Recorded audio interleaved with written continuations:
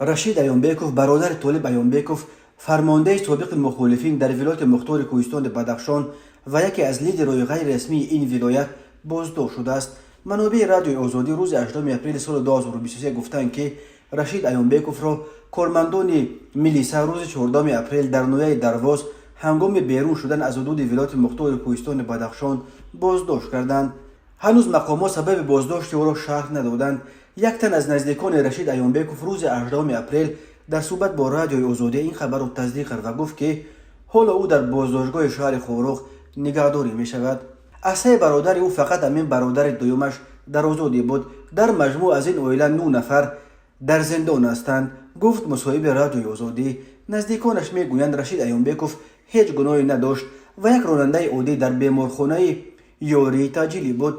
طالب ایونبکوف برادر یک فرمانده مشهور مخالفین در سالهای جنگ شهروندی عبدالرحمن ایونبکوف معروف با لقب الیاش گربون بود. بعد کشته شدن گربون فرماندهی جنگاوران او را به دست خود گرفت و در پی امضای سازشنامه صلح بین دولت و مخالفین در سال 1997 فرمانده یک قسم نیروهای مرزبانی در ولایت مختار کوهستان بدخشان تعیین و صاحب رتبه پلکوونیک شد. طالب ایونبکوف بعد چند سال از خدمت حربی کنار رفت، ولی نفوذش را در شهر خوروغ و اطراف آن حفظ کرد و یکی از لیدرهای غیر رسمی ولایت مختار کوهستان بدخشان به شمار می رفت.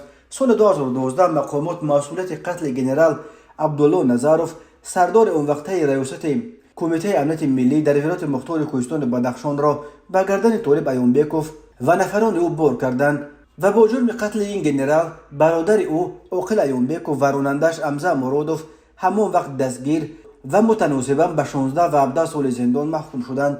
11 ایون سال 2022 در پی با استفاده از نیروهای ویژه و سلاح سرکوب کردن موج نو اعتراضها در ولایت مختار کوهستان بدخشان مقامات این دفعه خود طالب ایونبکوف و به دنبال فرزندان و خویش و تبار نزدیک او را با اتهام دست داشتن در جنایت‌های مخصوصاً وزدین به مثل کشتار، افباشی، غارتگری، قاچاق مواد مخدر و سلاح و برانگیختن کینه و عداوت دستگیر کردند. با حکم دادگاه طالب ایونبکوف و پسرش غلامعلی عبدالرحمنوف به حبس عمرباد، دو پسر دیگرش حسن علی عبدالرحمنوف به 20 سال و محمد علی ایونبکوف به 29 سال زندان محکوم گردیده.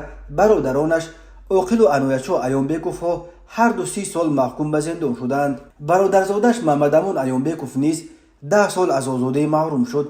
عاقل ایونبکوف در حال به 30 سال زندان محکوم شد که از سال 2012 به این طرف الکی 11 سال باز در پس پنجره قرار دارد. سال 2022 در جریان سرکوب اعتراضهای بدخشان بیش از 30 نفر کشته و حدود 200 تن دیگر دستگیر شدند. حامیان حقوق مقامات تاجیکستان را به استفاده بیش از حد نیرو و سرکوب بهرهمانه اعتراضهای آسایشته در پامیر ایبدار میکنند و پیوسته از دوشنبه طلب دارند که به تعقیب فعالان بدخشان و نزدیکان آنها نقطه گذارند.